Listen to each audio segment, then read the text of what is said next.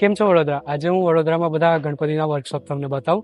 તો સૌથી પહેલા હું આવ્યો છું અશોકભાઈ અજમેરીના વર્કશોપે, જ્યાં અંદર કારખાનામાં નાની તો બધી મૂર્તિઓ બને જ છે, પણ તેમના કારખાનાની સામે આ મોટું વર્કશોપ બી છે, જેમાં ઘણી બધી મૂર્તિઓ બની ગઈ છે અને એક વર્કશોપ ત્યાં બી છે. ચાલો હું તમને ત્યાંનું બતાવું.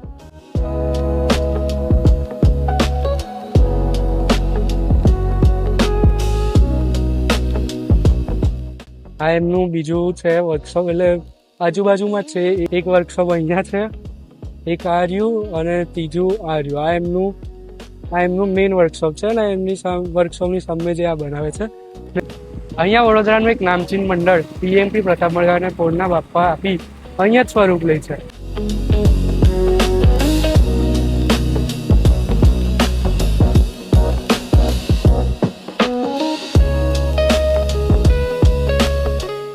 જો આ આવી ગયું છે અનિકેતભાઈનું વર્કશોપ.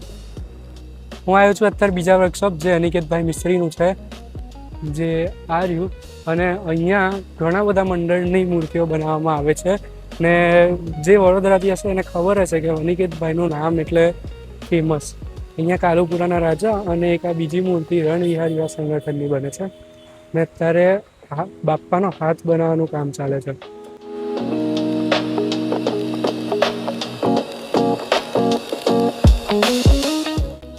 અત્યારે હું આવ્યો છું ગૌતમ કહાર અને કુણાલ કહારના વર્કશોપે, જેમનું વર્કશોપ આવેલું છે ડીમાર્ટની પાર્કિંગમાં.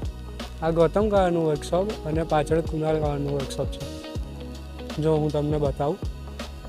અત્યારે હું આવ્યો છું ગૌતમ કહારના વર્કશોપે અને ગૌતમભાઈ ઘણીને ઓછી મૂર્તિ બનાવે છે, પણ એકદમ મસ્ત બનાવે છે ને આમના વર્કશોપ પર જોરશોરથી એકદમ કામ ચાલી રહ્યું છે.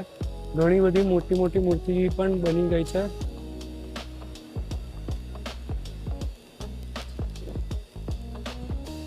આ વર્કશોપ છે કુણાલ કહારનું, જેમાં ઘણી બધી મોટી મૂર્તિ બને છે.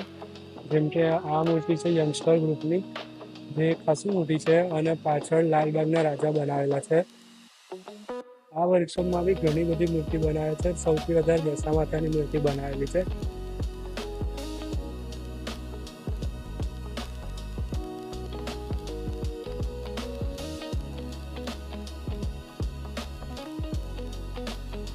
હું અત્યારે આવ્યો છું 5મા વર્કશોપ રીતેશ રાજપૂતના વર્કશોપ પર. બહુ માટી. આ છે રીતેશ રાજપૂતનું વર્કશોપ. અહીંયા બી ઘણી બધી મૂર્તિ બનાવવામાં આવે છે અને એકદમ મસ્ત બેલેન્સિંગ મૂર્તિ ને બધું મસ્ત બનાવવામાં આવે છે. હું તમને બતાવું. જો આ આગળ તો શિવજીના સ્વરૂપમાં મૂર્તિ છે કોઈક. એની પાછળ બી એક મસ્ત મૂર્તિ છે, દેખાતી હોય તો. અહીંયા એક આ બેલેન્સિંગ મૂર્તિ બી બનાવી છે અને બીજી એક અહીંયા છે બેલેન્સિંગ મૂર્તિ. એકદમ આમ રાક્ષસ પર ઊભેલી મૂર્તિ બેલેન્સિંગ છે. એકદમ રાક્ષસ પર આમ ઊભેલી બાપ્પાની બેલેન્સિંગ મૂર્તિ છે. બહુ મસ્ત મૂર્તિ છે અહીંયા રીતેશ રાજપૂતના ત્યાં બી. હવે હું અહીંથી જાઉં છું 6ઠ્ઠા વર્કશોપ ભરતભાઈ કહારના વર્કશોપ પર.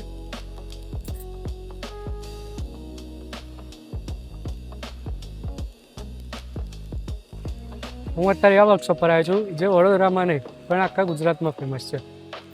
હું આવ્યો છું ભરતભાઈ કહારના વર્કશોપ પર અને અહીંયા ઘણી બધી મૂર્તિ બનાવવામાં આવે છે, જેમ કે હું બતાવું.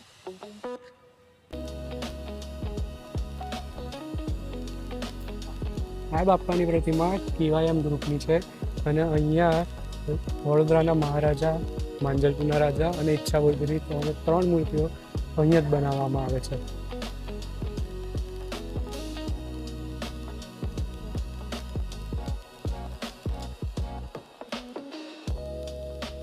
હું અત્યારે એવા વર્કશોપ પર આવ્યો છું જે વર્કશોપની દશા માતાની મૂર્તિ આ વર્ષે બહુ જ ફેમસ જવાની છે. હું આવ્યો છું ફાલ્કે બ્રધર્સના વર્કશોપ પર અને અહીંયા આ ઝીલ જાદવ એટલે કે નવાપુરાથી આઈ માવલીની મૂર્તિ અહીંયા બને છે. એકદમ મસ્ત બેલેન્સિંગ મૂર્તિ બનાવેલી છે ફાલ્કે બ્રધર્સના ત્યાં. આ મૂર્તિનું આગમન છે 1-8 તારીખે, તો સુસાગરથી છે, તમે બી આવજો.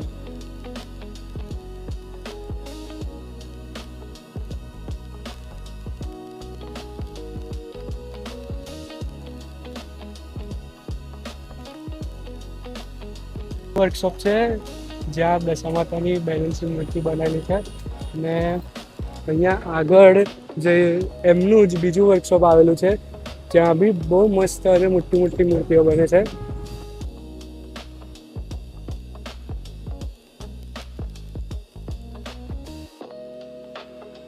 પાલકે બ્રધર્સનું બીજું વર્કશોપ છે. અહીંયા બી ગણપતિની ખાસી મોટી મોટી મૂર્તિઓ બને છે.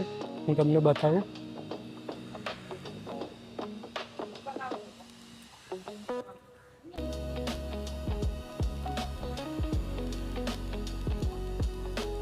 અહીંયા પીઓપીની માટીની મૂર્તિ બનાવે છે. આ પીઓપી નીચે પાછળ માટીની મૂર્તિ બનેલી છે અને ઘણી બધી મૂર્તિઓ બનાવેલી છે અંદર. જેમ કે જો અહીંયા બી છે.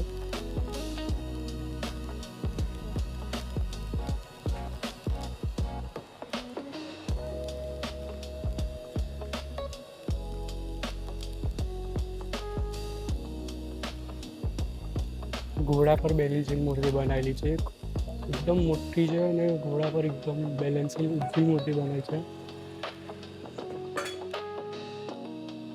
ગણેશ ઉત્સવમાં આ વર્કશોપ આ વર્ષે બહુ ફેમસ થયું છે કારણ કે આ વર્કશોપમાં 35 ફૂટની સૌથી ઊંચામાં ઊંચી મૂર્તિ બનાવવામાં આવેલી છે. આ વર્કશોપ છે હાર્દિકભાઈ બારોટનું. જો આ હાર્દિકભાઈ બારોટનું વર્કશોપ છે. અહીંયા બાપ્પાની ઘણી બધી મોટી મોટી પ્રતિમા બનાવવામાં આવેલી છે. જેમ કે એક આ છે, આ બાજુમાં ત્રીજી, આ ત્રણ મૂર્તિઓ 35 ફૂટની છે. જેમાં પહેલી મૂર્તિ જગન્નાથ ભગવાનની છે. બીજી 2025માં જે રાવપુરાના રાજા હતા તેવી બનાવવામાં આવેલી છે આ મૂર્તિ. અને ત્રીજી આ છે અને અંદર બી ઘણી બધી નાની મોટી મૂર્તિ બનાવવામાં આવેલી છે.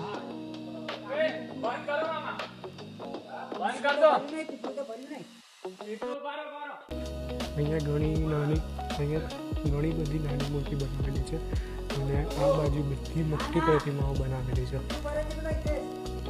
અને લાસ્ટમાં આ મૂર્તિ જે અંદર મૂકેલી છે એ બી ઘણી મોટી છે, 35 ફૂટની આસપાસ.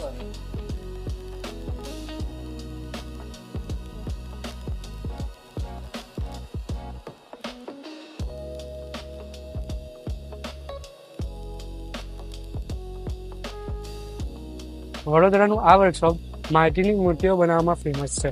હા મિત્રો, હું વાત કરું છું તપન અન્નાના વર્કશોપની.